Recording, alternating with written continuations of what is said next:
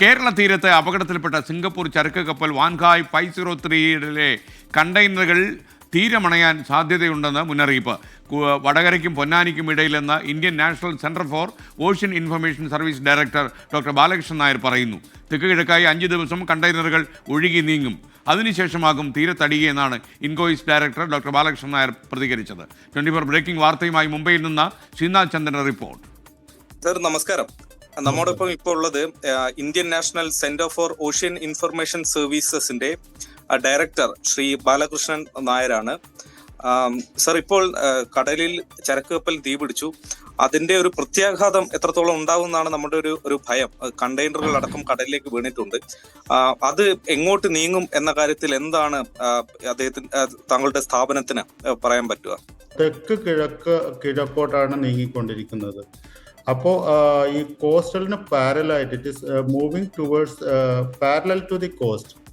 And next 5 days, അടുത്ത 5 ദിവസങ്ങളിൽ നമ്മൾക്ക് ഇത് പാരലായിട്ട് തന്നെയാണ് മൂവ് ചെയ്യുന്നത്.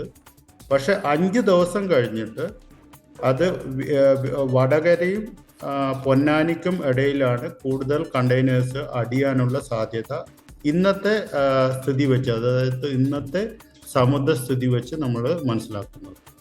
പക്ഷേ നാളെ അത് മാറാൻ സാധ്യതയുണ്ട്. കാരണം കടലിന്റെ ഈ ഒഴുക്കും അതുപോലെ തന്നെ കാറ്റിന്റെ ഗതിയും ഡെയിലി മാറിക്കൊണ്ടിരിക്കുകയാണ്. എന്നാലും കുറച്ചുകൂടി പ്രിസൈസ് ആയി പറയുകയാണെങ്കിൽ വടകരയ്ക്കും പൊന്നാനിക്കും ഇടയിലാണ് എന്നാണ് നമ്മൾ പ്രതീക്ഷിക്കുന്നത്. വടകരയ്ക്കും പൊന്നാനിക്കും ഇടയിലാണ് നമ്മൾ പ്രതീക്ഷിക്കുന്നത്. അപ്പൊ അടുത്ത 5 ദിവസം ഈ കണ്ടെയ്നേഴ്സ് ഇതുപോലെ ഫ്ലോട്ട് ചെയ്യാൻ തന്നെയാണ്, ഒഴുകി നടക്കാൻ തന്നെയാണ് സാധ്യത. അതിനുശേഷമേ കരക്കടിയുന്ന സാഹചര്യം ഉണ്ടാവും.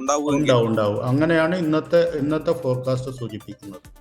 ഓയിൽ സ്പില്ല് ഉണ്ടോ? അതിനെ കുറിച്ച് എന്തെങ്കിലും വിവരം ഉണ്ടോ? അത് ഏത് തരത്തിലായി? ഈ ഓയിൽ സ്പില്ല് ഇതുവരെ അവിടെ ആ സ്ഥലത്ത് സംഭവിച്ചതായിട്ട് നമ്മൾക്ക് വിവരമില്ല. സാറ്റലൈറ്റ് ഡാറ്റയിൽ നമ്മൾ അത് കാണുന്നില്ല.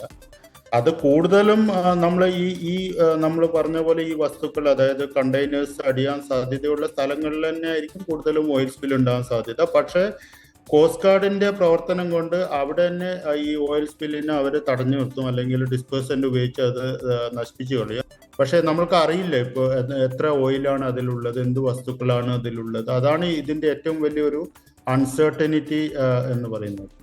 ഈ കേരള ഗവൺമെന്റിന്റെ ഭാഗത്തുനിന്ന് എന്തെങ്കിലും ആശയവിനിമയം, കമ്മ്യൂണിക്കേഷൻ നടക്കുന്നുണ്ടോ? അവർക്ക് നിർദ്ദേശങ്ങൾ നേരിട്ട് നൽകുന്നുണ്ടോ ഈ തീരമേഖലയിലെ? ഉണ്ടല്ലോ. നമ്മൾ നേരിട്ട് ഫസ്റ്റ് ഇൻഫർമേഷൻ കൊടുക്കുന്നത് കേരള സ്റ്റേറ്റ് ഡിസാസ്റ്റർ മാനേജ്മെന്റ് അതോറിറ്റിക്കാണ്. അവർക്ക് നമ്മൾ ഈ വിവരങ്ങൾ തത്സമയം തന്നെ നമ്മൾ കൊടുക്കുന്നുണ്ട്. അത് വെച്ചാണ് അവർ ഈ ഇൻഫർമേഷൻ ജനങ്ങളിൽ എത്തിക്കുന്നത്. Okay. Thank you sir. Thank you so much. Thank you. പ്രിയപ്പെട്ട പ്രേക്ഷകർക്ക് അറിയുന്ന പോലെ വടകരയ്ക്കും പൊന്നാനിക്കും ഇടയിൽ കണ്ടെയ്നർ എത്താൻ സാധ്യതയുണ്ടെന്നാണ് Indian National Centre for Ocean information services director doctor Balakrishnan Nair പറയുന്നത്. അദ്ദേഹവുമായി സംസാരിച്ച ശ്രീനാഥ് ചന്ദ്രൻ മുംബൈയിൽ നിന്നും തത്സമയം ചേരുകയാണ്.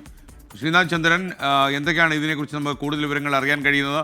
ഈ കണ്ടെയ്നറുകൾ കടലിൽ ഒഴുകി നടക്കുന്നതൊക്കെ തന്നെ കരയിൽ താമസിക്കുന്ന ആളുകൾക്ക് വല്ലാത്ത ടെൻഷനാണ്. മീൻ പിടിക്കാൻ പോകുന്ന ആളുകൾക്ക് അതിലും ടെൻഷനാണ്.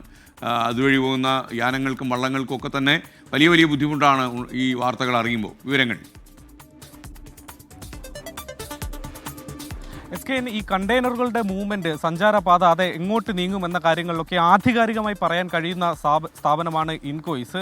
കേന്ദ്ര ഭൗമശാസ്ത്ര മന്ത്രാലയത്തിന് കീഴിൽ കാലാവസ്ഥാ കേന്ദ്രം പോലെ പ്രവർത്തിക്കുന്ന മറ്റൊരു സ്ഥാപനമാണ് Indian national institute of centre for Ocean information services എന്നത്. അതിൻ്റെ ഡയറക്ടർ മലയാളിയാണ്, ബാലകൃഷ്ണൻ നായരാണ് സംസാരിച്ചത്. അദ്ദേഹം നേരത്തെ ഇൻകോയിസിൻ്റെ ഭാഗത്ത് നിന്ന് ആദ്യം വന്ന വാർത്താക്കുറിപ്പിൽ കോഴിക്കോടിനും കൊച്ചിക്കും ഇടയിൽ എത്തുമെന്നതാണ്. പക്ഷേ അതിൽ കുറച്ചുകൂടി പ്രിസൈസായി ഇദ്ദേഹം ഒരു ലൊക്കേഷൻ കൂടി പറയുന്നുണ്ട്. വടകരയ്ക്കും പൊന്നാനിക്കും ഇടയിലാകും കൂടുതൽ കണ്ടെയ്നറുകൾ എത്തുക എന്നതാണ്. മറ്റൊരു പ്രധാനപ്പെട്ട കാര്യം ഓയിൽ സ്പില്ല്, ഏതായാലും എണ്ണ പരന്ന് അതുണ്ടാക്കാവുന്ന പ്രത്യാഘാതങ്ങൾ കൂടി ഒരു ഭീഷണിയായി മുന്നിലുണ്ട്. പക്ഷേ നിലവിൽ ഇതുവരെ ആ തരത്തിൽ ഓയിൽ സ്പില്ല് ഏതെങ്കിലും ഉണ്ടായതായി അവരുടെ റഡാറുകളിലും മറ്റുമൊന്നും തന്നെ പതിഞ്ഞിട്ടില്ല എന്നത് ഒരു ആശ്വാസകരമായ വിവരം കൂടിയാണ്. ഏതായാലും ഈ വിവരങ്ങളൊക്കെ കേരള സംസ്ഥാന സർക്കാർ, പ്രത്യേകിച്ച് ദുരന്ത നിവാരണ അതോറിറ്റിക്ക് അവർ നേരിട്ട് നൽകുന്നുണ്ട്. അതിനനുസരിച്ചാകും തദ്ദേശ സ്ഥാപനങ്ങളടക്കം ഈ തീരമേഖലകളിൽ ഇതിൻ്റെ തയ്യാറെടുപ്പുകളും മറ്റും നടത്തുക. ശ്രീനാഥ് ചന്ദ്രനാണ് വിവരങ്ങൾ നൽകിയത്.